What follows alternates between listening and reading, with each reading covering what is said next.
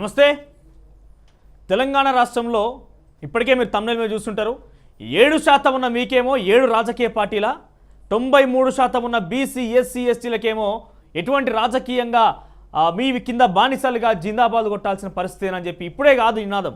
గత కొంతకాలంగా నాకు తెలిసినంత వరకే 12 సంవత్సరాలుగా 12 ఏళ్లుగా కూడా తన ఉద్యమాన్ని చేస్తూనే ఉన్నారు. నిత్యం కూడా బీసీ ఎస్సీ ఎస్టీల కోసం, రాజ్యాధికారం కోసం కావచ్చు, లేకుంటే వాళ్ళలో అవగాహన నింపే విధంగా కూడా ప్రయత్నం చేస్తూనే ఉన్నారు. అయితే ఈ ప్రోగ్రాంలన్నీ కూడా దళిత శక్తి ప్రోగ్రాం వేదికగా 10,000 కిలోమీటర్ నాకు తెలిసి రాజకీయంగా ఆ చరిత్రలో ఎవరు కూడా ఇటువంటి పాదయాత్ర చేసి ఉండరు. బీసీ ఎస్సీ ఎస్టీల కోసం అనేక మంది పోరాడినప్పటికీ కూడా ఆ పోరాటంలో తనదైన ముద్ర వేసుకొని ప్రజల్లో మమేకమైపోయి ఎక్కడ చూసినా ఇవాళ రేపట్లో ఒక నినాదం కానీ, ఒక మాట కానీ, ఒక పదం కానీ ప్రజల అవగాహన కల్పిస్తోంది. ఇప్పటికీ సోషల్ మీడియాలో ట్రెండ్ ఉంటుంది. అసలు ఒక రకంగా చెప్పాలంటే గతంలో మనం చూస్తే అంబేద్కర్ జయంతి వర్ధంతికి ఎప్పుడు కూడా ఇంత మేరకు సోషల్ మీడియాలో కానీ ప్రజల నుంచి కానీ ఎక్కడ కూడా ఇంత మేరకు ఉత్సవాలు జరిపిన దాఖలాలు లేవు. కానీ ఈ మధ్య జరుగుతున్నాయి. ఈ రకంగా జరుగుతుందనంటే అటువంటి ఎంతోమంది ప్రోద్బలం, దానిలో ముఖ్యంగా విశారదన్ మహారాజ్ గారి ప్రోద్బలం కావచ్చు. ఆయన మాటలు ఎంతో రకంగా స్ఫూర్తి నింపిన ప్రజల్లో. ఈరోజు మనతో పాటు ఉన్నారు విశారదన్ మహారాజ్ గారు. ఎవరైతే ఆయనతో మాట్లాడాలనుకున్నారో డెఫినెట్గా అన్ని కూడా మాట్లాడుకుందాం. చాలా సుదీర్ఘంగా అనేక విషయాలు తెలుసుకోవాల్సిన అవసరం అయితే ఉంది. ఎవరైతే మాట్లాడుకుంటున్నారో అందరూ కూడా కింద ఇప్పటికే స్క్రోల్ అవుతున్న నెంబర్ అయితే ఉంది కదా, 7995842515కి కాల్ చేయండి. ఏదైతే మీరు విశారదన్ గారిని ప్రశ్న అడగాలనుకుంటున్నారో డెఫినెట్గా దానికి సమాధానం తీసుకునే ప్రయత్నం చేద్దాం. సో ఇప్పటి వరకు ఒకే ఎత్తు, ఇక రాజకీయాల్లోకి ఒక ప్రత్యేకమైనటువంటి పార్టీ ఏర్పాటు చేయనంత వరకు విశారదన్ మహారాజ్ గారు ఒకే ఎత్తు. మరి ఈరోజు రాజకీయంగా ఆయన ధర్మ సమాజ్ పార్టీ అంటూ కూడా నిర్మించిన పరిస్థితి, ఒక నిర్మాణాన్ని కూడా చేపట్టిన పరిస్థితి. మరి పార్టీ లక్ష్యం ఏంటి, పార్టీ ఆశయం ఏంటి, రాజ్యాధికారం విషయమే ప్రయత్నం చేస్తున్నటువంటి విశారదన్ మహారాజ్ గారు బీసీ ఎస్సీ ఎస్టీలకు సంబంధించినటువంటి రాజకీయంగా వాళ్ళను ఒక రకంగా ప్రోద్బలం చేకూర్చి వాళ్ళను బలమైన శక్తిగా మార్చడం కోసం ప్రయత్నం చేస్తున్న విశారదన్ మహారాజ్ గారి దారి ఎటువైపు ఇవన్నీ తెలుసుకునే ప్రయత్నం చేద్దాం. నమస్తే అన్న, ఎలా ఉన్నారన్న? సో చాలా ఓపెన్గా మాట్లాడుకుందాం, చాలా నివృత్తంగా. అంటే ఈ లైవ్లో ఇప్పటికి దాదాపుగా కొన్ని వేల కొద్ది మనకు ఫోన్స్ వస్తూనే ఉన్నాయి కంటిన్యూస్గా. దీని గురించి ఒక చర్చ మొదలైంది తెలంగాణ రాష్ట్ర వ్యాప్తంగా. విశారదన్ మహారాజ్ ఏం మాట్లాడబోతున్నారు ఈరోజు అనే రకంగా కూడా. సో ఏంటి ఇన్ని రోజులుగా ఒక ఎత్తు, ఎందుకంటే దళిత శక్తి ప్రోగ్రాం వేదికగా కానీ, మీరు చేసి చెప్పినటువంటి సైకిల్ యాత్రలు కానీ, ప్రజల్లో అవగాహన నింపే విధంగా మీరు చేసినటువంటి ఈ పాదయాత్రలు కానీ ఇవన్నీ ఒక ఎత్తు అయితే, రాజకీయంగా ముందుకు రాబోతున్నారు దళిత సమాజ్ పార్టీ వేదికగా, ఏంది ధర్మ సమాజ్ పార్టీ వేదికగా. సో ఎట్లా ఉండబోతోంది? 10,000 కిలోమీటర్ల పాదయాత్ర కూడా చేపట్టారన్న. ఇది చిన్న విషయం అయితే కాదు. రాజకీయంగా ఏ నాయకుడు కూడా అంతటి ధైర్యం కూడా చేయలేడు. సో 10,000 కిలోమీటర్ల పాదయాత్ర అసలు బీజం ఎట్లా పడింది, ఏ రకంగా మీరు చేయాలని ఒక నిశ్చయం? ఎందుకంటే రాజకీయంగా అనేక ఒడిదుడుకులు ఎదుర్కోవాల్సి వస్తుంది. ఎప్పుడైతే బీసీలు సంఘటితమై ఏకం కావాలనుకున్నప్పుడే రాజకీయ పార్టీలు అరెక్ట్ అయిపోయి వాళ్ళని విచ్ఛిన్నం చేసిన ప్రయత్నం చేస్తాయి. సో అటువంటి ఎత్తుగడను ఎదుర్కోవాలన్నా, లేకపోతే అంతటి సాహసినటువంటి ఒక కార్యక్రమం చేపట్టినా చాలా ధైర్యం కావాలి. ఎట్లా పూనుకున్నారు ఈ యొక్క కార్యక్రమానికి? 500 రోజులు దాదాపుగా 10,000 కిలోమీటర్ల పాదయాత్ర ప్రారంభించాము. ఈ పాదయాత్ర ఎందుకు ఇంత పెద్ద సుదీర్ఘ పాదయాత్ర అంటే, తెలంగాణ రాష్ట్రంలో అన్ని తప్పుడు ఉద్యమాలు జరిగాయి.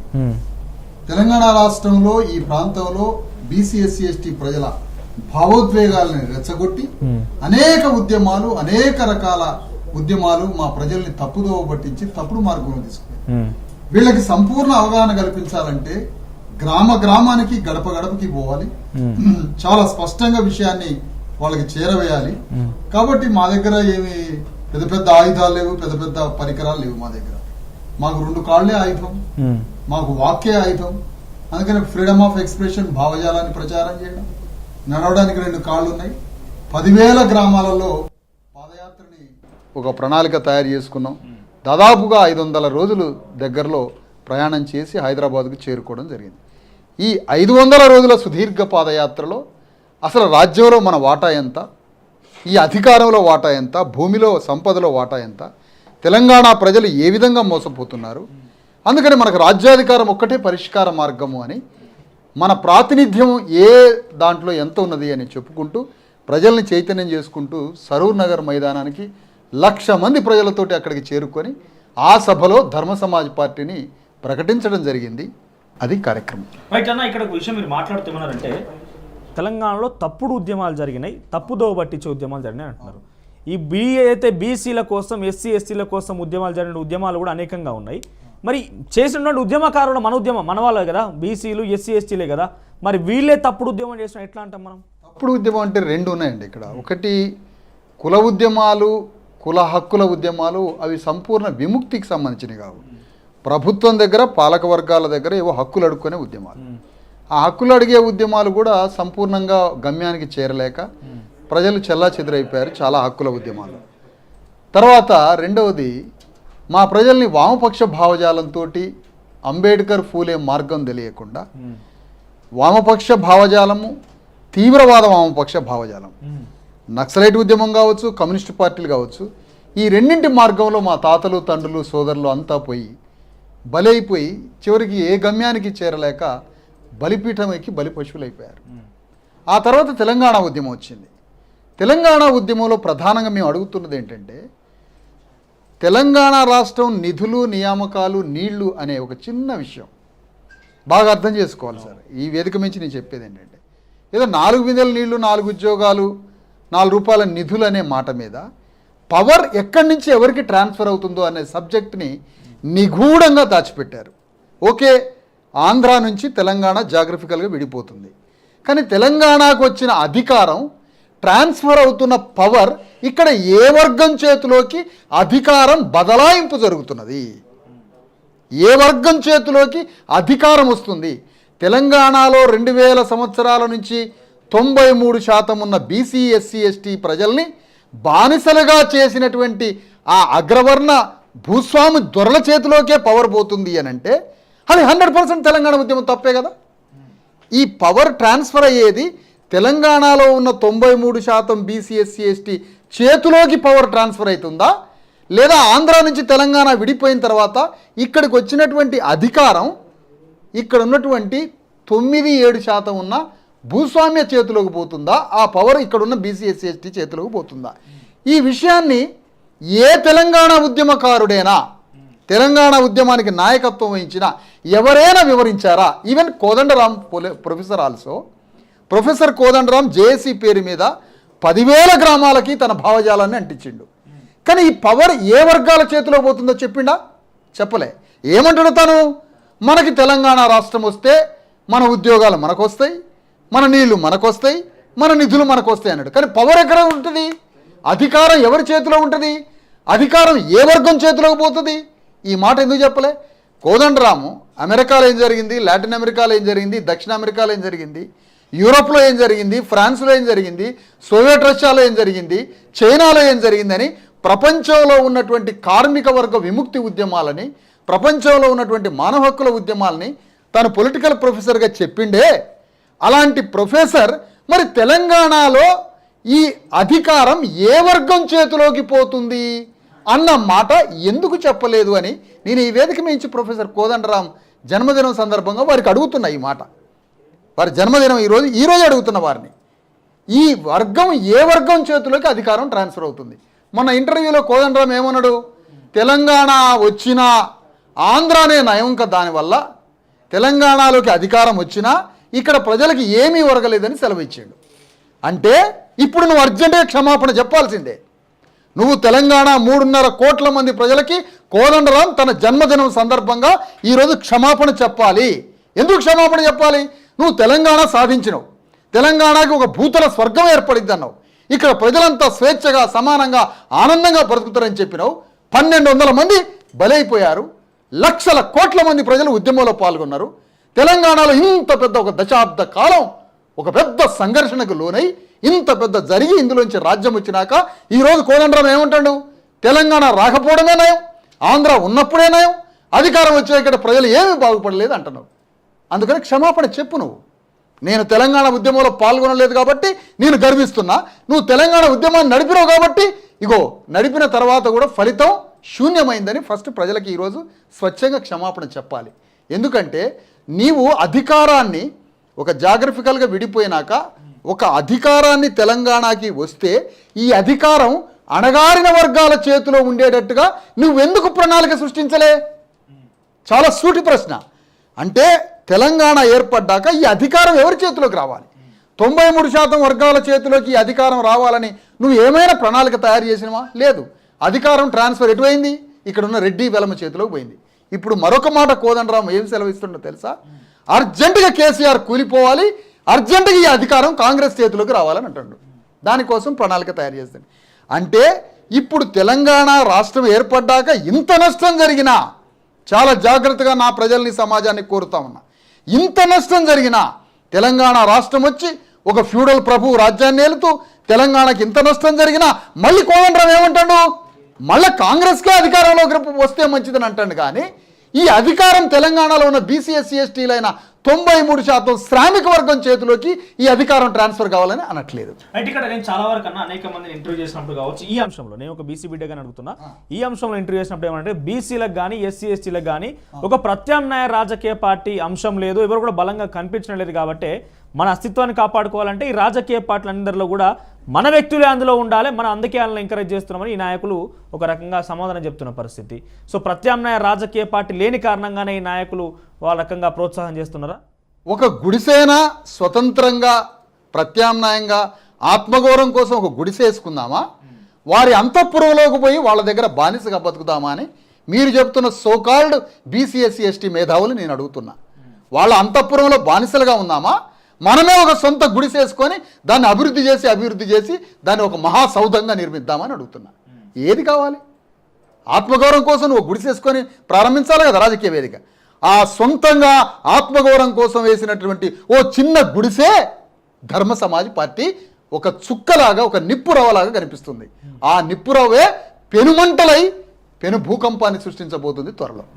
గతంలో కూడా కొంతమంది ఈ దళిత్ మూవ్మెంట్ కోసం కానీ బీసీ మూవ్మెంట్ కోసం కానీ పోరాటం చేసిర్రు, కానీ రాజకీయంగా కోణంకి వచ్చేసరికి కాంప్రమైజ్ అయిపోయి రాజకీయ పార్టీకి ఒక రకంగా వత్తాసు పలికిన పరిస్థితి. కానీ ధర్మ సమాజ్ పార్టీ అంటే ఇప్పుడు ప్రారంభమైనప్పటికీ కూడా గతంలో దళిత్ మూవ్మెంట్, దళిత్ శక్తి ప్రోగ్రామ్ మీదనే విశారదన్ మహారాజు పెద్ద ఎత్తున పాదయాత్రలు కానీ లేకుంటే ఒక రకంగా అవగాహన కల్పించే ప్రయత్నం చేసిండు. రేపటి రోజున విశారదన్ మహారాజు కనుక ఏదైనా రాజకీయ పార్టీ వస్తే లేకపోతే ఎదుర్కొంటే ఏ రకంగా ఉండబోతుంది? మరి ఏ రాజకీయ పార్టీలకి సంబంధం లేకుండా మేమే స్వతంత్రంగా స్వశక్తిగా మా ఓటు బ్యాంక్ ఏందో మేము సృష్టించుకుంటాం. మాకు సొంత తత్వశాస్త్రం ఉంది, పార్టీకి ఒక ఐడియాలజీ ఉంది, ఒక కల్చరల్ వే ఉంది. అందుకని ఈ మార్గంలో పోతుంది తప్ప ఏ రాజకీయ పార్టీతో మాకు సంబంధం లేదు. అయితే విశారదన్ మహారాజ్ గారి లక్ష్యం ఏంటి? నా లక్ష్యం డాక్టర్ బాబాసాహెబ్ అంబేద్కర్, జ్యోతిరావు ఫూలే, కాంచీరాములు కలలు గన్న లక్ష్యమే నా లక్ష్యం. నాకంటూ సొంత లక్ష్యం ఏం ప్రైవేటుగా కాదు. మహనీయుల యొక్క ఒక పెద్ద ఉద్యమం, అది కొనసాగి దాన్ని ఒడ్డు చేర్చడమే మా లక్ష్యం, ధర్మ సమాజ్ పార్టీ యొక్క లక్ష్యం. కాంశీరామ్ గారు తెలంగాణ గడ్డ మీద ఇక్కడ ఎన్నోసార్లు పర్యటించాడు. ఇక్కడ ఉన్న బీసీ ఎస్సీ ఎస్టీలు రాజ్యానికి రావాలని చెప్పిండు. ఆ కళని, ఆ డ్రీమ్ని, కాంశీరామ్ కళ ఆయన నెరవేర్చుకోలేక ముందే మరణించడం జరిగింది. ఆ కళను నెరవేర్చడమే ధర్మ సమాజ్ పార్టీ యొక్క లక్ష్యం. రైట్, డెఫినెట్గా దీనికి సంబంధించి మనం అనేకంగా చర్చించుకుందాం. కానీ ఒక్కసారి విశారదన్ మహారాజ్ గారి గురించి డెఫినెట్గా అట్టడుగు వర్గాలు బీసీ ఎస్సీ ఎస్టీ ప్రతి ఒక్కరు కూడా సబ్బండ వర్గాలు ఏ రకంగా తెలంగాణ ఉద్యమం కోసం పోరాడినా, ఎప్పుడైతే మీరు ఒక నినాదాన్ని లేవనెత్తుకున్నారో బీసీల కోసం ఎస్సీ ఎస్టీల కోసం నేను పోరాడతానని చెప్పి మీరు ఒక ఇన్స్పిరేషన్ పర్సనాలిటీగా మిగిలిపోయారు. సో ఎట్లా ఒకసారి మీరు రూట్స్ నుంచి వెళ్తే కనుక ఎక్కడి నుంచి వచ్చారు, లేకపోతే ఏ రకంగా ఈ రాజకీయాల మీద లేకపోతే ఈ యొక్క మూవ్మెంట్ని తీసుకోవాల్సి వచ్చింది, బీజం ఎడబడింది, విశారదన్ మహారాజ్ గురించి ఒకసారి బ్యాక్గ్రౌండ్ తెలుసుకోవాలంటే ఏం చెప్తారన్నా? ఒకటే అండి, సో సింపుల్. నా లైఫ్ ఏం లేదు. ఇక్కడ చిన్నతనంలో ఒక కాంశీరామ్ గారిని ఉద్యమంలో ప్రవేశించడం జరిగింది. వెరీ చిన్న ఏజ్, 17 years ఉండొచ్చు. కాంశీరామ్ గారిని చూడడం, ఆయన ఆలోచనలో పెరిగి పెద్దవాడిని అయ్యాను. ఆ తర్వాత నా స్టడీ అంతా ఉస్మానియాలో PhD కంప్లీట్ చేసి, ఆ తర్వాత కాంశీరామ్ గారు చనిపోయిన టైంలో చాలా బాధపడి ఆ ఆలోచనల్ని పునర్జీవింపజేయాలి, కాంశీరామ్ గారి థాట్స్ని ఇక్కడ తెలంగాణ గడ్డ మీద ఆయన కళల్ని ఇక్కడ సాకారం చేయాలనే ఉద్దేశంతో ఒక నాన్ పొలిటికల్ మూవ్మెంట్ తీసుకోవడం జరిగింది. తెలంగాణ ఉద్యమంలో బీసీ ఎస్సీ ఎస్టీ ప్రజలంతా రోడ్డు మీదకి వచ్చారు. బీసీ ఎస్సీ ఎస్టీలంతా రోడ్డు మీదకి వచ్చారు. బీసీ ఎస్సీ పోలీసులు కూడా రోడ్డు మీదకి వచ్చారు. బీసీ ఎస్సీ ఎస్టీ పోలీసులు, రిజర్వ్డ్ బలగాలు, RPF బలగాలు, మొత్తం పోలీసులు బీసీ ఎస్సీ ఎస్టీలే. తెలంగాణలో ఉన్నటువంటి పోరాటం చేసే బీసీ ఎస్సీ ఎస్టీలు, ప్రజలు బీసీ ఎస్సీ ఎస్టీలే. వీళ్ళిద్దరూ రాళ్ళేసి కొట్టుకుంటుంటే రెండు పాలక వర్గాలు తెలంగాణ ఉద్యమం నడుపుతున్న పాలక వర్గాలు, ఈ ఇద్దరు ఇంట్లో కూర్చొని టీవీలు చూస్తున్నారు. అంటే గ్రామంలో ఉన్నవాడు మావాడు రాళ్ళు వేయటమే, చదువు లేని వ్యక్తి ఉస్మానియా యూనివర్సిటీకి వచ్చిన మా బీసీ ఎస్సీ ఎస్టీ వాళ్ళు రాళ్ళు వేసుకొని కొట్టుకోవడమే. అంటే ఎవరి మీద పడుతున్నాయి రాళ్ళు? బీసీ ఎస్సీ ఎస్టీ పోలీసుల మీద రాళ్ళు పడుతున్నాయి. బీసీ ఎస్సీ ఎస్టీ పోలీసుల మీద రాళ్ళు పడుతున్నాయి. బీసీ ఎస్సీ ఎస్టీ పోలీసుల తుపాకు గుండ్లు బీసీ ఎస్సీ ఎస్టీ ప్రజల మీద పడుతున్నాయి. ఈ దృశ్యాలన్నీ చూసిన తర్వాత ఇక్కడ సమాజంలో తెలంగాణ గడ్డ మీద ఉన్నటువంటి అంబేద్కర్ ఉద్యమం ఇక్కడ కనపడలేదు, కనుమరుగైపోయింది. ఈ అంబేద్కర్ ఫూలే ఉద్యమాన్ని రివైవ్ చేయాలి, సర్వైవ్ చేయాలి, కాన్షీరామ్ యొక్క మూమెంట్ని పునర్జీవింపజేయాలన్న ఆలోచనతోటి ఇక్కడ ఈ ప్రజల యొక్క భావోద్వేగాల్ని అనేక మంది రెచ్చగొడుతున్నారు. దీనికి సరి అయిన దారి దిశానిర్దేశం చేయాలన్న ఉద్దేశంతో ఇక్కడ ఒక నాన్ పొలిటికల్గా ఒక డిఎస్పి దళిత్ శక్తి ప్రోగ్రాం అనే ఒక కార్యక్రమాన్ని ప్రారంభించి దాదాపుగా ఒక 12 సంవత్సరాలు తెలంగాణ గడ్డ మీద ఉద్యమించడం జరిగింది. అప్పుడు తెలంగాణ ఉద్యమం పెద్ద అడ్డుగా ఉంది, ఏ ప్రోగ్రెస్ ఉద్యమాలు అప్పుడు ఎగ్జిస్ట్ కాలేకపోయినాయి. ఆ మత్తులో కొట్టుకొని పోతున్నారు. ఆ మత్తులో కొట్టుకొని పోతున్నా కూడా తెలంగాణ గవర్నమెంట్ ఫామ్ అయినాక అప్పుడప్పుడే చిన్నగా మూమెంట్ ప్రారంభించి ఆ తర్వాత అనేక సైకిల్ యాత్రలు, తర్వాత 2 పాదయాత్రలు, పెద్ద 5,000 కిలోమీటర్లు, ఒకటి 10,000 కిలోమీటర్లు, 2,500 సైకిల్ యాత్రలు, కిలోమీటర్ల సైకిల్ యాత్రలు, 9,000 సదస్సులు జరిగాయి తెలంగాణ గడ్డ మీద. 9,000 సదస్సులు, పెద్దవి చిన్నవి కలిపి. రైట్ అన్న, ఇక్కడ తెలంగాణ ఉద్యమాన్ని కూడా మనం బీసీ ఎస్సీ ఎస్టీ ఒక నినాదంతో చూడవచ్చా? నో తెలంగాణ ఉద్యమంలో బీసీ ఎస్సీ ఎస్టీలంతా బానిసల్లాగా తెలంగాణ ఉద్యమానికి యజమానులు రెడ్డి వెలమదొరలు యజమాన్యం వహించారు. ఒక వ్యవసాయం జరుగుతూ ఉంటుంది. ఆ వ్యవసాయంలో పశువులు అవసరమే కదా, గొడ్లు అవసరమే, జంతువులు అవసరమే, నాగలు అవసరమే, ఇవన్నీ అవసరమే. కానీ వ్యవసాయం పండిన పంట తర్వాత ఆ పంట మీద ఏమైనా పశువులకి హక్కు ఉంటుందా? ఏముండదు కదా. తెలంగాణ ఉద్యమం కూడా అంతే. మమ్మల్ని పశువుల్లాగా, బలి పశువుల్లాగా వాడుకున్నారు, బలి పశువులను చేశారు. రాజ్యం పోయి రెడ్డి వెలమదొరల చేతిలో ఉంది. అంతే. తెలంగాణ ఉద్యమానికి సంబంధించి మాట్లాడుకుంటే ఉద్యమకారులు లేకుంటే ఉద్యమానికి సంబంధించి వ్యతిరేకులంగా మాట్లాడుకుంటారు తప్ప ఎక్కడ ఎస్సీ ఎస్టీ బీసీ నినాదం వినిపించలేదు నాకైతే. ఎందుకంటే ఇది చాలా జాగ్రత్తగా ఆ రేఖ రాకుండా చాలా ఇదంతా మనందరిది ఒకే సంస్కృతి, తెలంగాణ సంస్కృతి ఒకటే అని కోదండరామ్ గారు సివిల్ సర్వెంట్స్కి క్లాసులు ఇస్తుంటాడు. తెలంగాణ ఉద్యమం మీద క్లాసులు ఇచ్చారు కోదండరామ్ గారు.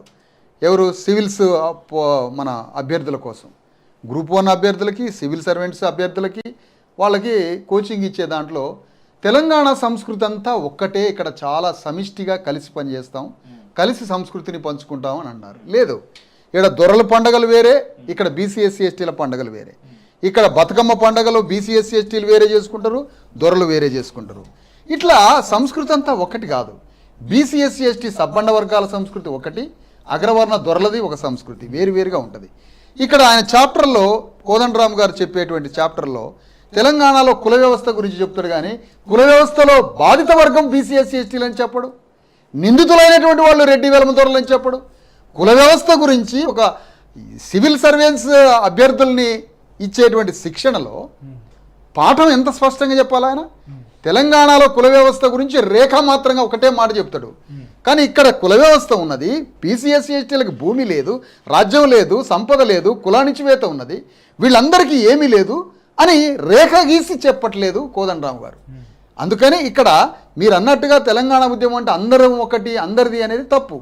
తెలంగాణ ఉద్యమంలో పాటలు పాడేది మొత్తం బీసీ ఎస్సీ ఎస్టీలు నంబర్ 1. ఎగిరి గంతులేసి గజ్జలు కట్టుకొని 2 కాళ్ళ మధ్య గోజులు పెట్టుకొని పాటలు పాడేది మొత్తం బీసీ ఎస్సీ ఎస్టీలు. రాజకీయాలు చేసేది మొత్తం రెడ్డి వెలమదొరలు. చాలా క్లియర్ కట్గా, అది గద్దరు నుంచి కావచ్చు, గ్రామస్థాయి కార్యకర్త వరకు కావచ్చు, రాజకీయాలు చేసేది రెడ్డి వెలమదొరలు, పాటలు పాడేది బీసీ ఎస్సీ ఎస్టీలు, రాళ్ళేసేది బీసీ ఎస్సీ ఎస్టీలు, కొట్లాడేది బీసీ ఎస్సీ ఎస్టీలు, అరిచేది, మీటింగ్ పెట్టేది, వేదికలు వేసేది, జెండాలు వేసేది, కొట్లాటలు చేసేది, ధర్నాలు చేసేది మొత్తం వీళ్ళు. తీరా ప్రెస్ మీట్లు పెట్టాక రెడ్డి వెలమదొరలు వచ్చి దాని ఉద్యమాన్ని క్లెయిమ్ చేసుకోవడం, ఇది తెలంగాణలో జరిగింది. మీరు ఎంత క్లియర్గా చెప్పారన్నా తెలంగాణ ఉద్యమంలో లేనందుకు నేను గర్వపడుతున్నానని ఒక మాట మాట్లాడారు. ఎందుకు తెలంగాణ ఉద్యమం అన్నా తెలంగాణ ఏర్పాటన్నా విశారదన్ మహారాజ్ గారికి నచ్చదా అంటే ఏం చెప్తారు? ఇప్పుడు నేనేం చెప్పాను అదే స్పష్టమైంది కదా. నిన్న ఆంధ్రజ్యోతి ఏబిఎన్ ఇంటర్వ్యూలో కోదండరామ్ గారు తెలంగాణ ఎందుకు వచ్చిందా అని బాధపడుతున్నాం, తెలంగాణ ఉద్యమం చేసినాక ఏమీ ఇక్కడ ఫలితాలు రావటం లేదు, ఈ రాష్ట్రం ఎందుకు వచ్చింది, అంతకుముందు నా ఆంధ్రనే నయమని చెప్పిండు కదా. స్వయంగా జేఏసీకి నాయకత్వం వహించిన చైర్మన్ కోదండరామ్ అన్నటువంటి మాటలు ఇవి ఇంటర్వ్యూలో. మరి నేనేమన్నా తెలంగాణ ఉద్యమంలో పాల్గొననందుకు గర్విస్తున్నానని తెలంగాణ ఉద్యమం ప్రారంభమైన కాడి నుంచి 2009 నుంచి మాట చెప్తున్నా. నా మాట కాడికే వచ్చిందిగా కోదండరామ్ లాస్ట్కి, అంతే. That's all. విభజన మీరు అంగీకరించారా? విభజన 100% అంగీకరిస్తాం. కానీ ఏ విధంగా పొయ్యి నుంచి పెనం నుంచి పొయ్యిలో పడ్డట్టుగా కావద్దు కదా. తెలంగాణ ఖచ్చితంగా ఏర్పడాల్సిందే. తెలంగాణ ఏర్పాటులో ఒక మార్గం జరగాలి. అదేంటి? తెలంగాణ ఏర్పాటు ఏ విధంగా జరగాలి అంటే ఇక్కడ రాజ్యం బీసీ ఎస్సీ ఎస్టీ చేతిలోకి రాజ్యం వచ్చేటట్టుగా ఈ ఉద్యమానికి బీసీ ఎస్సీ ఎస్టీలు నాయకత్వం వహించి రాజ్యాధికారం ఇక్కడున్న బీసీ ఎస్సీ ఎస్టీ చేతులకు వచ్చినప్పుడు ఏకకాలంలో ఆంధ్ర కమ్మారెడ్డి చేతిలో నుంచి అధికారం తెలంగాణ బీసీ ఎస్సీ ఎస్టీ చేతులకు ట్రాన్స్ఫర్ అయింది. ఏకకాలంలో అక్కడ కమ్మారెడ్డి దొరలు వాళ్ళు రాజకీయంగా కిల్ అయిపోతారు, తెలంగాణలో ఉన్నటువంటి వెలమారెడ్ల యొక్క అధికారం కూలిపోతుంది. ఇది ఏకకాలంలో చేసేటువంటి పని. ఆ దిశగా విశారదన్ మహారాజు అని ప్రయత్నాలు చేసిండు. ఆ టైంలో వాదన, పోరాటం, ప్రయత్నం దళిత శక్తి ప్రోగ్రాం తరఫు నుంచి అదే జరుగుతుంది. ధర్మ సమాజ్ పార్టీ రూపంలో కూడా ఇప్పుడు అదే జరుగుతున్నది. రైట్. ఇప్పుడు ఇందాక మనం ఇంతసేపు ఇంటర్వ్యూలో ఉన్నా చాలా వరకు కూడా జేఏసీ చైర్మన్గా ఉన్న కోదండరామ్ గారిని టార్గెట్గా పదే మనం మాట్లాడిన పరిస్థితి. సో విశారదన్ మహారాజ్ లక్ష్యం అన్న టైంలో రాజాధికారమే లక్ష్యం అని చెప్తున్న అంశంలో మీ ప్రత్యర్థి ఎవరు, మరి మీ టార్గెట్ ఏంటి? ఎగ్జాక్ట్లీ ఇక్కడ పదే మీరు కోదండరామ్ అన్నారు. మొత్తం తెలంగాణ ఉద్యమానికి జేఏసీ ఒక నాయకుడుగా అవతారం ఎత్తినప్పుడు మొత్తం తెలంగాణ ఉద్యమాన్ని తన భుజస్కంధాల మీద వేసుకొని అన్ని పార్టీలని తన వెంట నడిపించుకొని గ్రామం ప్రచారం చేసి ఇన్ని లక్షల మందిని, కోట్ల మందిని రోడ్ల మీదకి తీసుకొచ్చినప్పుడు తెలంగాణ ఉద్యమంలో పండు బీసీ ఎస్టీలకు రాక బలిపశువులైనప్పుడు తప్పకుండా అతన్ని దోషిగా నిలబెడతాం. అదే సమయంలో తెలంగాణ రాష్ట్రానికి నాయకత్వం వహిస్తున్నటువంటి, తెలంగాణ ఉద్యమం ద్వారా రాజ్యం తెచ్చుకున్నటువంటి కేసీఆర్ మాకు ప్రత్యర్థే. కాంగ్రెస్ పార్టీ రేపు వెలమ రాజ్యాన్ని కూల్చి కాంగ్రెస్ పార్టీ ద్వారా రెడ్ల రాజ్యం రావాలని రేవంత్ రెడ్డి మా ప్రత్యర్థే. ఈ ఇద్దరు కాదు, బీజేపీ అధికారంలోకి రావాలని కిషన్ రెడ్డి చెప్తున్న ఆ రెడ్డి ప్రత్యర్థే. మిగతా 4-5 పార్టీలు ఉన్నాయి. షర్మిలా పార్టీకి రెడ్డే, సిపిఐ సిపిఎం పార్టీలకి కమ్మ చౌదరిలే, ఆ తర్వాత కోదండరాం పార్టీకి కోదండరాం రెడ్డి, ఆయన పార్టీకి రెడ్డి గారే. అంటే పవర్ ట్రాన్స్ఫర్ అయ్యి అణగారిన వర్గాలకు రావాలని అనుకోవట్లే ఆయన. మళ్ళీ ఆ పార్టీ కూడా ఆయనే. అంటే కోదండరాం పార్టీ అధికారంలోకి వచ్చినా ముఖ్యమంత్రి కోదండరామే, రెడ్డే. సో ఇందాక ఇదే ప్రశ్న గతంలో అడిగినా 7 పార్టీల వాళ్ళు మాకు ప్రత్యర్థులే. సో ఇదే ప్రశ్న గత కొంతకాలంగా వచ్చినటువంటి ఎవరైతే ఈ నాదంతో పోరాడుతున్నారో అదని డిఫరెంట్ అడిగినా అది కూడా ఒకసారి మన నివృత్తి చేసే ప్రయత్నం చేస్తా అన్న. కాన్షీరామ్ గురించి మీ యొక్క జెండాలో కూడా ధర్మ సమాజ్ పార్టీ జెండాలో కూడా పైన జై భీమ్ జై కాన్షీరామ్ అని ఉంది. అయితే కాన్షీరామ్ గారు ప్రారంభించినటువంటి బహుజన్ సమాజ్ పార్టీ అక్కడ ఒక దళిత మహిళను కూడా ముఖ్యమంత్రి చేసిన ఉత్తరప్రదేశ్ పెద్ద రాష్ట్రంలో కూడా ఒక దళిత ముఖ్యమంత్రి అయిన పరిస్థితి. సో ఆ ఆశయాలతో వెళ్తున్నటువంటి ఆ విశారదన్ మహారాజ్ గారు ఆయన ప్రారంభించిన సిద్ధాంతాలు ఉన్నటువంటి బీఎస్పీ పార్టీ కాకుండా ఒక ప్రత్యేకమైన పార్టీ ఎందుకు ఏర్పాటు చేసుకోవాల్సి వచ్చింది? ఎందుకు బీఎస్పీ అంటే విశారదన్ మహారాజ్ గారికి పడదు ఏం లేదంటే, ఒకటి ఏంటంటే నేను బహుజన్ సమాజ్ పార్టీలో నేను ఒక సైనికుడిగా పనిచేసా ఒక దశాబ్ద కాలం. చిన్న వయసు మొదట ప్రారంభమే బహుజన్ సమాజ్ పార్టీ. కానీ బహుజన్ సమాజ్ పార్టీ ప్రారంభించినంత మాత్రాన ఆ ప్రారంభించినటువంటి వ్యక్తులు ఆలోచన ఆ పార్టీలో కొనసాగుతుందా లేదా అన్నదే ప్రామాణికం. కానీ ప్రారంభించడం ఒక్కటే దానికి ప్రామాణికం కాదు. మీకు ఆర్పిఐ పార్టీ, అంబేద్కర్ పార్టీ ఉంది. ఆర్పిఐ అంబేద్కర్ ఏర్పాటు చేసినటువంటి సృష్టించిన పార్టీ. మరి కాన్షీరామ్ ఆర్పిఐలో ఉన్నాడా? ఆర్పిఐ నుంచి వచ్చి బయటకు వచ్చి బహుజన్ సమాజ్ పార్టీ పెట్టాడా కాన్షీరామ్? అంటే ఆర్పిఐలో అంబేద్కర్ యొక్క ఆలోచన అక్కడ ఫలించట్లేదు, అంబేద్కర్ ఆలోచన అమలు కావటం లేదని బహుజన్ సమాజ్ పార్టీ పెట్టాడు. అట్లనే బహుజన్ సమాజ్ పార్టీలో కాన్షీరామ్ ఆలోచన విధానం ఎక్కడా కనపడటం లేదు, కనుమరుగైపోయింది. ఆ క్రమంలోనే వెంటనే మరొక శక్తి ఉద్భవిస్తుంది. ఎప్పుడైనా ఎట్లా గుర్తించారు బహుజన సమాజ్ పార్టీలో కాన్షీరామ్ గారి ఆశయాల కోసం? ఇప్పుడు కూడా వాళ్ళు ప్రధానంగా కాన్షీరామ్ గారి ఆశయాలే అని చెప్పుకుంటూ ఉంటారు. ఎందుకు విశారదన్ మహారాజ్ గారికి ఆ ఆశయాలు కనబడలేదు? ఎక్కడ తప్పుదారి పట్టింది అనుకుంటారు? విశారదన్ మహారాజ్కి ఒక్కటే కాదు, దేశంలో బహుజన్ సమాజ్ పార్టీ 30%, 33% ఉన్న ఓటు బ్యాంకు ఒక్కొక్క రాష్ట్రానికి వచ్చేసరికి 0% పడిపోయినప్పుడు, 0.1%, 2%కి 20 ఏళ్ల నుంచి పడిపోయినప్పుడు విశారదన్ ఒక్కడే మీకు కనిపిస్తున్నాడా? 0 వచ్చింది కనిపిస్తుందా? 2 కనిపించాలి కదా మరి.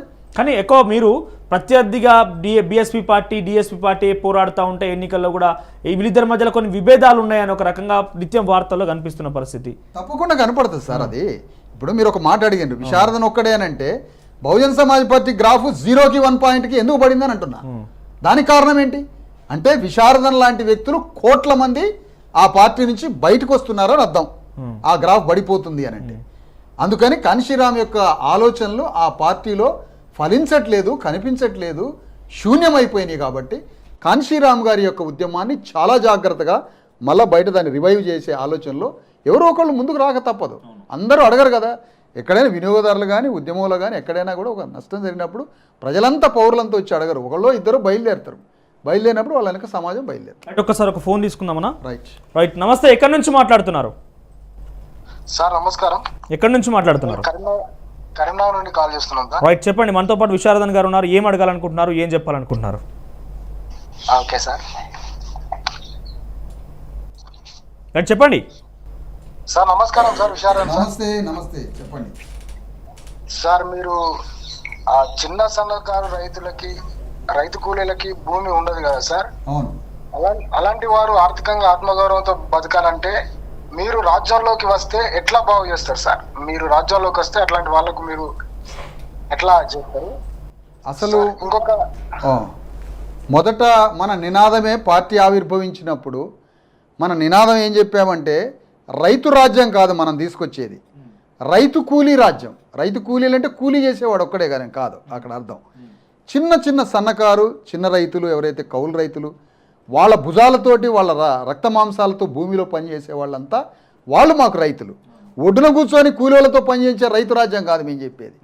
ఆ రైతు రాజ్యం అంటే పివి నరసింహరావుకి 3-4 వేల ఎకరాలు ఉంది, విశ్వనాథ్ ప్రతాప్ సింగ్కి 10,000 ఎకరాలు ఉంది, నెహ్రూ గారి ఎస్టేట్కి 1,00,000 ఎకరాల భూమి ఉంది, రాజశేఖర రెడ్డికి ఇడుపులపాయలో 3,004 ఎకరాలు ఉంది, ఇప్పుడున్న కేసీఆర్కి 100,000 ఎకరాలు ఉన్నది. ఈ రైతు రాజ్యం కాదు మేము కావాలి కోరుకున్నది. రైతు రాజ్యం అంటే తన రక్త మాంసాలతోటి భూమిలో పనిచేసేటువంటి వాళ్ళదే రైతు రాజ్యం. ముందుగా ఆ మిత్రుడితో చెప్పేది ఏంటంటే వచ్చే మన గవర్నమెంట్ ధర్మ సమాజ్ పార్టీ తీసుకొచ్చే ప్రభుత్వమే చిన్న సన్నకారు రైతుల రైతు కూలీల బిడ్డలతో వచ్చే రాజ్యం మనది. వాళ్ళనే తీసుకొస్తారంటారు. రాజ్యంలోకి వచ్చేదే చిన్న సన్నకారు రైతులు రైతు కూలీల బిడ్డలతో వచ్చే రాజ్యం. వాళ్ళ సమస్యలు తీర్చడం కోసం ఎటువంటి ప్రయత్నాలు చేయబోతున్నారు? 100% ఆ చిన్న సన్నకారు రైతులకి ఫస్ట్ ప్రభుత్వ ఉద్యోగులకి జీతాలు ఎట్లా ఇస్తామో సూపర్, ప్రభుత్వ ఉద్యోగాలకి అన్ని రకాల ఫెసిలిటీస్ ఏ విధంగా ఉద్యోగాలు చేసే జీతాలు ఇస్తున్నామో మా చిన్న సన్నకారు రైతులు రైతు కూలీలకి ఇంట్లో కూర్చోబెట్టి ప్రభుత్వ జీతం ఇచ్చినట్టుగా జీతాలు ఇస్తాం ఫస్ట్. రైట్, ప్రతి నెల జీతం. అది ప్రతి నెల జీతం వాళ్ళ భూమిలో వాళ్ళు పనిచేసే అన్ని రకాల వాళ్ళ అవసరాలను తీరుస్తూనే అన్ని రకాలుగా వాళ్ళ అవసరాలు తీరుస్తూనే వాళ్ళకు ఒక గవర్నమెంట్ శాలరీ లాగా ఇస్తూ ఉంటాం. ఆ శాలరీ కాకుండా వాళ్ళు రిటైర్ అయిన తర్వాత భూమిలో పనిచేయలేని స్థితిలో వచ్చిన తర్వాత వాళ్ళకి ఒక ప్రభుత్వ ఉద్యోగికి ఎలాంటి ఫెసిలిటీస్, గవర్నమెంట్ హాస్పిటల్ కావచ్చు, వాళ్ళకి కావాల్సిన నెల భృతి కావచ్చు, వాళ్ళకి కావాల్సిన వైద్య ఖర్చులు కావచ్చు, వాళ్ళు ఉండడానికి నివాసం కావచ్చు, ఇవి మొత్తం సోవియట్ రష్యాలో ఏ విధంగా రైతు కూలీలకి అక్కడ కొన్ని అమలైనయో అన్ని తీసుకొచ్చి ఈ తెలంగాణ రాష్ట్రంలో అమలు చేస్తాం. ఎందుకు అంటే తెలంగాణలో బాధపడ్డది, కన్నీళ్లు గార్చింది, ఏడ్చింది, రక్తం కళ్ళలో కార్చుకున్నది తెలంగాణలో ఉన్నటువంటి చిన్న చిన్న సన్నకారు రైతులు, చిన్న రైతులు, కూలీ రైతులు. వీళ్ళే తమ రక్తాన్ని ధారపోసి తెలంగాణను కట్టారు. కాబట్టి ఈ రాజ్యం వాళ్ళదే, ఈ అధికారం వాళ్ళదే, వాళ్ళ కోసమే ఈ ప్రభుత్వం నిలబడేది. రైట్, మీకు అర్థమైంది అనుకుంటా. చాలా క్లియర్గా చెప్పారు. రైతు కూలీలను అధికారంలోకి తీసుకురావడం లక్ష్యంతో పాటుగా వాళ్ళందరూ కూడా ప్రభుత్వమే జీతభత్యాలు ఇచ్చి అన్ని ఖర్చులు వాళ్ళకి సంబంధించిన అన్ని సహాయ సహకారాలు చేస్తూ ప్రభుత్వమే జీతభత్యాలు ఇచ్చి వాళ్ళని ఆదుకుంటుందంటే కూడా చెప్తున్న పరిస్థితి. సార్ ఇంకొక ప్రశ్న సార్. ఇంకొక ప్రశ్న ఉంది సార్. అడగండి. చెప్పండి సార్ మీ ప్రయాణాన్ని మీ మాటల్ని మేము చాలా రోజుల నుంచి వింటున్నాం సార్. ఓకే. ఈ సోషల్ సిస్టమ్ ప్రకారంగా నేను ఒక అగ్రకులానికి చెందిన ఒక పేదవాడిని సార్. నేను నన్ను కూడా దోపిడీ చేస్తే వారిగానే చూస్తారా, లేక అంటే ప్రతిసారి మీ మాటల్లో ఒక రెడ్డి వెలమ అనేటువంటి ఒక వేరియేషన్ తో మాట్లాడతారు కదా సార్. అవును, చెప్పండి. రైట్, మిమ్మల్ని చూస్తూ మేము మమ్మల్ని కూడా అలాగే ద్వారా లేక డెఫినెట్ గా దీనికి సంబంధించి సమాధానం తీసుకుందాం మనం. రైట్, రెడ్డి వెలమ లేకపోతే అగ్రవర్ణాలని అగ్ర కులాలని మాట్లాడతారు కదా. నేను ఒక అగ్రవర్ణ కులాల్లో ఒక బీదవాడిని అన్నట్లనే ఒక శత్రువుగా భావిస్తారా, లేకపోతే అన్నట్లనే వాళ్ళతో పాటుగా సరిసమానంగా చూస్తారా అని అడుగుతున్నారు. ఒకటి ఏంటంటే శ్రామిక వర్గానికే తోటి శ్రామికుడి యొక్క బాధలు తెలుస్తాయి ఎప్పుడైనా. కోవిక్టిమ్ కనెక్టివిటీ అంటారు దాన్ని. అంటే నేను అనేది ఏంటంటే అగ్రకులాల్లో ఉన్నటువంటి పేదలు, ఆ పేదలైన వాళ్ళు అణగారిన వర్గాలను ప్రేమించే వాళ్ళైతే తప్పకుండా వాళ్ళని కలుపుకొని ముందుకు పోతాం, వాళ్ళని మా వర్గంలోనే స్వీకరిస్తాం. ఎందుకంటే అగ్రవర్ణాల్లో ఉన్నటువంటి భూస్వాములు, ధనవంతులు అగ్రవర్ణాల్లో ఉన్న పేదల్ని వాళ్ళు గౌరవించరు, లెక్క కూడా చేయరు, పెండ్లి కార్డు కూడా చేయరు వాళ్ళకి. అంత వర్గం క్లాస్ డివిజన్ ఉంటుంది వాళ్ళలో. అందుకని అందులో ఉన్నటువంటి వాళ్ళు మాతో కలవండి, మీరు అటుపడి పై పోబాకండి. అందులో మాతో కలవండి, మాతో ప్రయాణం చేయండి, మేము మీతో కలుస్తాం, మనందరం కలిసి ఒక మంచి రాజ్యాన్ని తీసుకుని వద్దామని అంటున్నాం. మరో కాలర్ అందుబాటులో ఉన్నారు. నమస్తే అండి, ఎక్కడి నుంచి మాట్లాడుతున్నారు? నమస్తే, వినిపిస్తోందా? నమస్కారం, నేను జగజిల్లా కోర్ మాట్లాడుతున్నా సార్. రైట్, చెప్పండి, ఏం అడగాలనుకుంటున్నారు? జైపీఎం సార్. జైవీం సార్, నేను ఒక ముస్లిం సామాజిక వర్గానికి చెందినవాడిని సార్. ఓకే సార్, నేను చాలా రోజుల నుంచి ధర్మ సమాజ్ పార్టీ విధి విధానాలు అన్నింటినీ ఫాలో అవుతున్నా సార్. ఓకే సార్, ధర్మ సమాజ్ పార్టీ ముస్లింస్ గురించి ఏం చేయాలనుకుంటుంది సార్? అయితే చాలా వరకు చాలా పార్టీలు మా కమ్యూనిటీని చాలా వరకు ఉపయోగించుకుంటున్నాయి, కానీ ఎవరు కూడా సరైన న్యాయం చేయట్లేదు అనుకుంటున్నాను సార్ నేను. ఓకే అయితే ధర్మ సమాజ్ పార్టీ ముఖ్యంగా ముస్లింల కోసం ఏం చేస్తుంది? ఇంకోటి సార్, మీరు ముస్లింస్ అంటే బీసీలు అంటున్నారు, మైనార్టీలు కాదు, వీళ్ళు కూడా బీసీలే అంటున్నారు. మీరు ఎక్కడ కూడా ఎప్పుడు కూడా మాట్లాడేటప్పుడు ఎస్టీ బీసీలు అంటారు, కానీ ఎస్సీ ఎస్టీ బీసీ మైనార్టీలు అని చాలా తక్కువ. ఓకే, అది ప్రజలు ఎలా అంటారు సార్? వీళ్ళు ముస్లింస్ మైనార్టీ కాదు, వీళ్ళు మెజార్టీ, వీళ్ళు బీసీలే, అది ఎక్కువ వెళ్ళట్లేదని అనుకుంటాను సార్ నేను. రైట్. అసలు ముస్లిం గురించి మీ స్టాండ్ ఏంటి? దళితుల కంటే కూడా చాలా వెనుకబడి ఉన్నారు సార్, ఆర్థికంగా, సామాజికంగా, రాజకీయంగా. రైట్, డెఫినెట్ గా సమానం తీసుకున్నాం దీనికి సంబంధించి. అన్న, ఇప్పటికి మీకు అర్థమైపోయింది అనుకుంటా, ముస్లింల పట్ల మీ ఎటువంటి చర్చలు పెట్టబోతున్నారు? ఫస్ట్ ముస్లింలని మైనారిటీలుగా మేము పిలవదలుచుకోలే. వాస్తవానికి కాన్స్టిట్యూషనల్ ఆ పదం ఏంటంటే మత మైనారిటీలు, పార్సీలు, సిక్కులు, ముస్లింలు, క్రైస్తవులు, రకరకాల వాళ్ళందరినీ కలిపి మత మైనారిటీలు అనొచ్చు. కానీ ముస్లింలు ఊకే తమల్ని మైనారిటీలని పిలవండి, మైనారిటీలని పిలవండి అని అంటున్నారు. మైనారిటీలని మేము పిలవము ముస్లింలని. ముస్లింలు ఈ దేశ మూలవాసులు, ఈ దేశ భారతీయులు. ముస్లింలు ఎక్కడో పాకిస్తాన్ నుంచి, ఆఫ్ఘనిస్తాన్ నుంచి, టర్కిస్తాన్ నుంచి రాలేదు. ఈ దేశంలో అనేక వివక్షతలను ఎదుర్కొని ఆ వివక్షతల నుంచి బయటపడటానికి ఈ దేశంలో ఉన్నటువంటి బీసీ ఎస్సీ ఎస్టీలే 90% ముస్లింగా ఆనాడు వచ్చిన సూఫీలు హత్తుకొని వీళ్ళని ముసల్మాన్గా స్వీకరించారు. కాబట్టి మేము వాళ్ళని చూసేది ఈ దేశ మూలవాసులుగా చూస్తాం. అదేవిధంగా టెక్నికల్గా ఈరోజు ముస్లిమ్స్ అంతా బీసీ సర్టిఫికేట్ పొందుతున్నారు. కాబట్టి బీసీలుగా చూస్తాం, ఈ దేశ మూలవాసులుగా చూస్తాం. 90% మేము అని ముస్లింలు భావించాలి తప్ప మేము మైనారిటీలో అన్న భావజాలం నుంచి ముందు బయటపడండి. ఫస్ట్ మైనారిటీలు ఎందుకంటారు? అల్పుడు అంటాం ఒక మనిషిని. అల్పుడు అంటే చిన్నవాడు, అల్పము అంటే చిన్నది. అల్పులను ఎందుకు అనుకోవాలి మనం? మైనారిటీలు అని ఆ మాటే అనుకోవద్దు. అందుకని ముస్లింలు ఎప్పుడైనా బీసీలలోనే మేము బీసీలం, ఈ దేశ మూలవాసులం, మేము మెజారిటీలం అని అనుకోవాలనేది మేము చెప్తున్నటువంటి ప్రతి చోట. అందుకని బీసీ ఎస్సీ ఎస్టీ 93% మెజారిటీలోనే ముస్లింలుగా మేము భావిస్తాం. ఈ దేశంలో ఉన్నటువంటి ముస్లింలు, ఈ రాష్ట్రంలో ఉన్న ముస్లింలకి మేము రాజ్యంలో మీరు సమానమైన వాటా తీసుకోండి. కాంగ్రెస్ పార్టీ పచ్చి మోసం చేసింది ముస్లింలని. బాబ్రీ మసీదుని కూల్చడంలో బీజేపీ పార్టీ ఎంత నేరం చేసిందో కాంగ్రెస్ పార్టీ అంతే నేరం చేసింది. గడ్డపార పట్టుకున్నది బీజేపీ, వెనకుండి కూల్చమని చెప్పింది పివి నరసింహరావు ప్రధానమంత్రి. కాబట్టి బాబ్రీ మసీదుని కూల్చింది బీజేపీ, కాంగ్రెస్ రెండు సమాన దోషులే. నువ్వు ఎట్లా మళ్ళీ కాంగ్రెస్ వైపు పోతావు? బాబ్రీ మసీద్ అనేది ఒక మతానికి, ముస్లిం మతానికి వాళ్ళకి పవిత్రమైన ఆత్మగౌరవ మత చిహ్నమే. అలాంటి బాబ్రీ మసీదుని ఎవరు కూల్చిర్రు? ఆ రోజు ప్రధానమంత్రి పివి నరసింహరావు కదా మొత్తం డైరెక్షన్ ఇచ్చి కూల్చింది బీజేపీ కావచ్చు. కానీ ఈ ఇద్దరు పార్టీలు నేరస్తులే. కాబట్టి ఎటువంటి పరిస్థితుల్లో కాంగ్రెస్ పార్టీ వైపు పోవద్దు, మరో పార్టీ వైపు పోవద్దు. అధికారంలో మీరు భాగస్వాములు కావాలా. మీ మత ఆలోచనలు ఎప్పుడైనా ఒక మతానికి ఉన్న నైతిక విలువలు అవి ఎప్పుడైతే నిలబడాలో ఆ మతానికి సంబంధించినటువంటి ప్రాతినిధ్యం రాజ్యంలో ఉన్నప్పుడు మాత్రమే ఆ మతానికి భద్రత ఉంటుంది. ఇందాకన్నా మీరు మాట్లాడుతూ రైతులకు జీతభత్యాలు ఇస్తాను, వాళ్ళని కూడా ఆదుకుంటానని చెప్పారు. ఏదైతే ఈ రకంగా పథకాల విషయంలో చూస్తే మీరు ఎవరినైతే స్ఫూర్తిగా తీసుకొని ఒక కాంశీరామ్ గారిని, ఒక అంబేద్కర్ గారిని స్ఫూర్తిగా తీసుకొని వాళ్ళ బడుగు బలహీన వర్గాల కోసమే రాజ్యాధికారం కోసం పోరాడుతున్నారో, ఆ స్ఫూర్తిగా తీసుకున్న పర్సన్స్ ఉన్నటువంటి ప్రాతినిధ్యం వహించిన కొన్ని రాష్ట్రాల్లో, ఉత్తరప్రదేశ్ కావచ్చు, ఆయన స్ఫూర్తితోనే అక్కడ అధికారంలోకి వచ్చారు. ఆ తర్వాత అంబేద్కర్ కూడా కొన్ని సంవత్సరాలుగా అక్కడ కేంద్ర మంత్రిగా పనిచేసిన అనుభవం ఉన్నది. సో వాళ్ళు ప్రాతినిధ్యం వహించే సందర్భంలోనే అది సాధ్యం కాలేదు. విశారదన్ మహారాజ్ గారు ఎట్లా సాధ్యం చేస్తారు దీన్ని? ఒక పాయింట్ ఏంటంటే సార్, ఇప్పుడు మనం రాజ్యం వచ్చిన తర్వాత ఆయా రాష్ట్రాలు, ఇప్పుడు ఉత్తరప్రదేశ్ రాష్ట్రం కాంగ్రెస్ పార్టీ అధికారంలో ఉన్న 50 ఏళ్ళు ఉంది.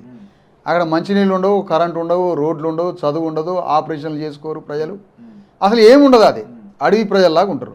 అక్కడ బాగు చేయడానికి కాంశీరామ్ గారి టైంలో ఎంతో టైం పడింది. ఒక చిన్న గవర్నమెంట్, ఒక రాష్ట్ర ప్రభుత్వంలో అన్ని రాడికల్ చేంజెస్ అప్పుడే రావు, ఒక లాంగ్ టర్మ్ తీసుకోవాలి.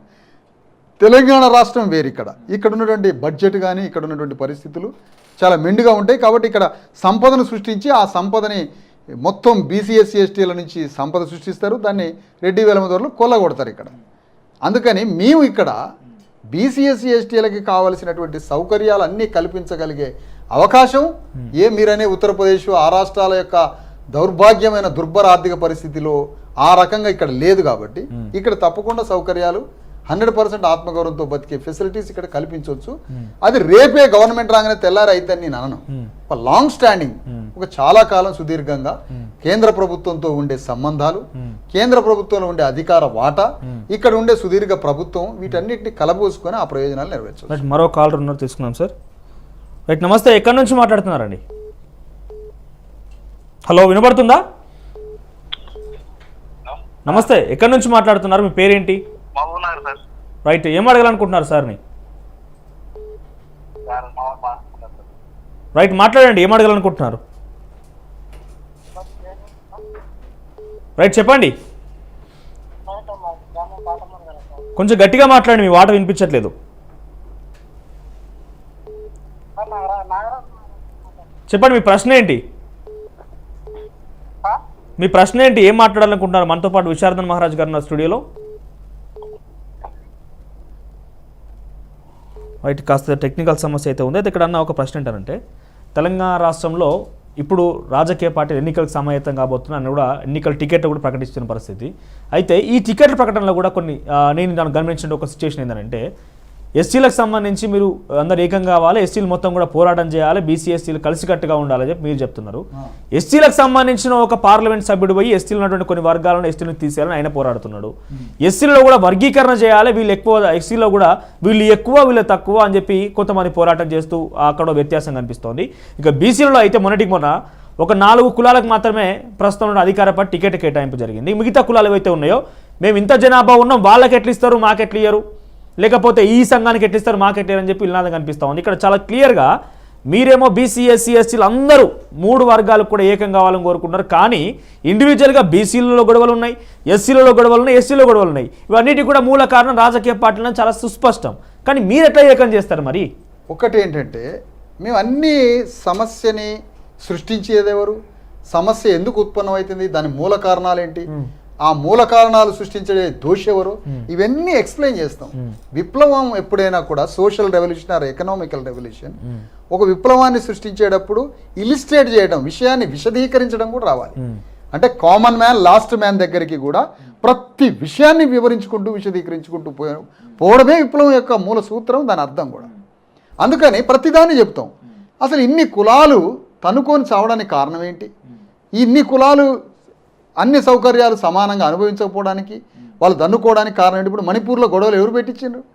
ఆ 2 వర్గాల మధ్య ఎవరు, పాలక వర్గాలే పెట్టించి తన్నుకొని అందులో నుంచి ఓట్ బ్యాంక్ రాజకీయం చేస్తున్నారు. అట్లనే ఎస్సీ కులాలలో ఇన్ని భేదాలు ఉన్నాయి, ఆర్థికంగా, సామాజికంగా, రిజర్వేషన్ పరంగా. ఇవన్నీ భేదాలు సృష్టించింది ఎవరు? మనమేమంటున్నామంటే, ఈ హక్కులు అడగడం కరెక్టే, అవి ప్రజాస్వామిక హక్కులే. ఎస్సీ రిజర్వేషన్ల వర్గీకరణ ప్రజాస్వామ్యమైనదే, బీసీల రిజర్వేషన్ వర్గీకరణ ప్రజాస్వామ్యమైంది. కానీ ఈ డిమాండ్ని అడ్డం పెట్టుకొని రాజకీయ పాలక వర్గాలు చలికి మంటలు కాయలేట్టుగా ప్రజల్ని మంటలలో వేసి దాంట్లో నుంచి చలిగాగుతూ ఉంటాయి. బీసీ కులగణన కావచ్చు, ఎస్సీ వర్గీకరణ, ఇవన్నీ కూడా డిమాండ్ సరైనటువంటి అన్ని కలిసికట్టుగా వీళ్ళు డిమాండ్ చేస్తున్నారు. బీసీ కులాలన్నీ, ఎస్సీ కులాలన్నీ, ఎస్టీ కులాలన్నీ కూడా కలిసికట్టుగా డిమాండ్ చేస్తున్నారు. నా ప్రశ్న ఏంటంటే, ఎస్టీలలో వాళ్ళే కొంతమంది ఒక ఏకంగా ఎస్టీ ప్రాతినిధ్యం వహించేటువంటి ఒక ఎంపీ పోయి ఎస్టీలలో ఒక జాతిని తీసేయాలి, వీళ్ళని తొలగించాలని ఒక వినతి ఇచ్చుకున్నాడు. ఎస్సీలలో కూడా మాది ఎస్సీలలో పెద్ద అగ్రకులం, కొంతమంది ఎస్టీలలో తక్కువ కులం వాళ్ళు ఉన్నారు, మాలమాదిగా అని చెప్పి డిఫరెన్సియేషన్ ఉన్నదని చెప్పి వాళ్ళ కొంతమంది నాలను చూపిస్తున్నారు. బీసీలలో కూడా మన టికెట్లు ప్రకటించిన తర్వాత ముదిరాజులం మాకు ఎక్కువ శాతం ఇవ్వాలని, యాదవులు మాకు ఎక్కువ శాతం ఇవ్వాలని, గౌడలు, సంచార జాతులు, ఒక కమ్మరి కుమ్మరి జాతులు అని కూడా నాకుంటే నాకని చెప్పి ఇండివిజువల్గా కొట్లాడుతున్నప్పుడు ఎట్లా సమిష్టి ఒక తాటికి తీసుకొస్తారు మీరు అని అడుగుతున్నారు. అదే నేనేమంటానంటే, ఆ కొట్లాట సృష్టించేది పాలక వర్గం కదా. ఇప్పుడు ముదిరాజులకి టికెట్లు ఇవ్వలేదు అంటే ముదిరాజులు గొడవ పడాలా, దానికి అపోజిట్ వర్గాన్ని వీళ్ళు సాటిస్ఫై చేయాలా, ఇవన్నీ గొడవలు పెట్టించేది వాళ్ళే. మేమేమంటున్నామంటే, ఆ గొడవలు పెట్టేది అది సహజమే, ఎప్పుడు జరుగుతున్నది. అది ప్రతి ఎన్నికల సమయంలో ప్రతి పార్టీ చేసేటువంటి తంతే అది. కానీ మేము బీసీ ఎస్సీ ఎస్టీలని బీసీ ఎస్సీ ఎస్టీలంతా ఒక ధర్మ సమాజ్ కిందికి తీసుకొచ్చి వీఆర్ ఆల్ ధర్మ సమాజ్. ఆనాడు పూర్వకాలంలో సామ్రాట్ అశోక చక్రవర్తి శూద్ర అతిశూద్ర అట్టడుగు వర్గాలందరినీ ఒక అశోక ఆలోచన యొక్క కింద తీసుకొని వచ్చాడు. మళ్ళీ మేము సాంస్కృతికంగా ప్రజలందరినీ సమీకరించి ఈ రాజ్యాధికారమే మనం తీసుకుంటే అందరం సమానంగా అన్నీ అనుభవించవచ్చు అనే ఒక నినాదంతో ప్రజలను సమీకరిస్తున్నాం ఈరోజు. అందుకనే మాకు ఈ గొడవలతోటి పెద్ద నష్టం లేదు. మేము అన్ని క్లియర్గా ప్రజలకు చెప్తా ఉంటాం. మాకు పెద్ద నష్టం కూడా ఏం జరగదు. ఆ పార్టీలలో తనుకుంటే తనుకొనియండి, మాకేం సంబంధం లేదు. బయట మరో కాలర్ సిద్ధంగా ఉన్నారన్నా. నమస్తే, ఎక్కడి నుంచి మాట్లాడుతున్నారు? Hello hello right.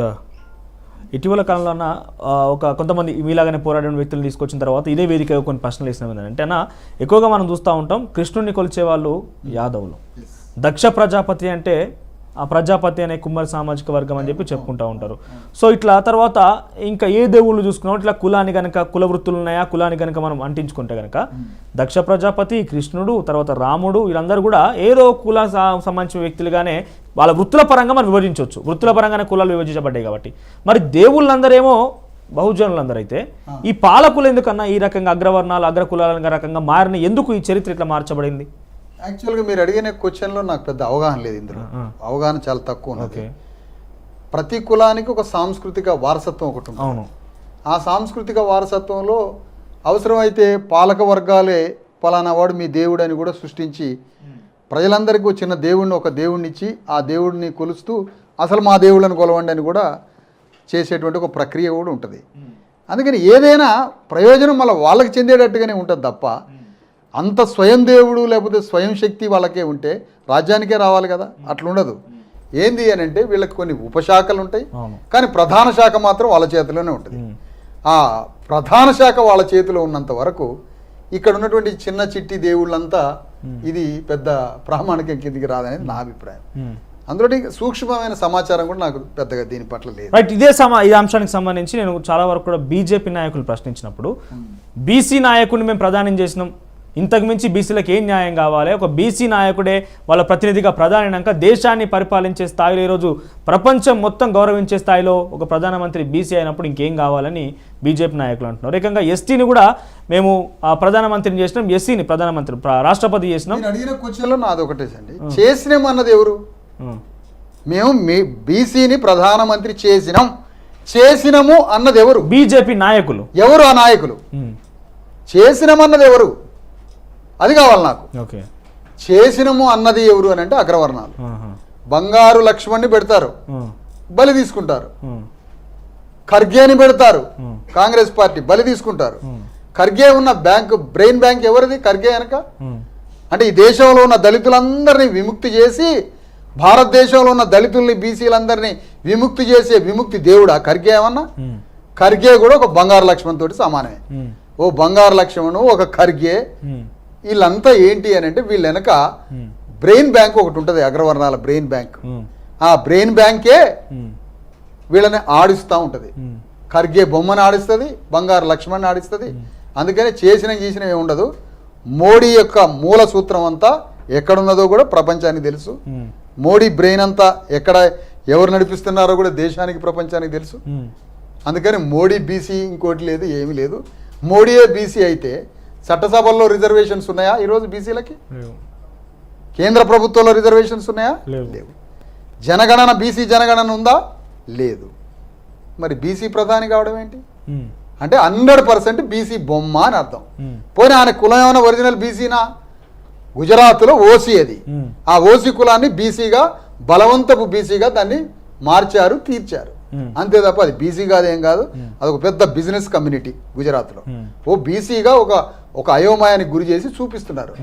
బీసీలకి చట్టసభల్లో రిజర్వేషన్స్ లేవు. యూనివర్సిటీ ప్రొఫెసర్స్లో బీసీలు ఒక్క ప్రొఫెసర్ లేకపోయా దేశవ్యాప్తంగా యూనివర్సిటీస్లో. జ్యుడిషియరీలో బీసీలకి ఎక్కడ రిజర్వేషన్ లేకపోయా. కేంద్ర ప్రభుత్వంలో రిజర్వేషన్లు లేకపోయా. చట్టసభల్లో రిజర్వేషన్స్ లేకపోయా. బీసీలకి జనగణన లేకపోయా. బీసీ ప్రధానమంత్రి సిగ్గుపోవాలంటున్నా. సిగ్గు శరం ఉంటే ఈ మాటలు అయితే రావు. అందుకని సిగ్గుపోయే మాటలు ఇవి. అందుకని ఈ దేశంలో 140 కోట్లు అని అంటే అర్థం 70 కోట్లు బీసీలు ఉన్నారని అర్థం. 70 కోట్ల మంది బీసీలు, 25 కోట్ల మంది ఎస్సీలు, 16 కోట్ల మంది ఎస్టీలు, 20 కోట్ల మంది ముస్లింలు. ఇంత పెద్ద జనాభా.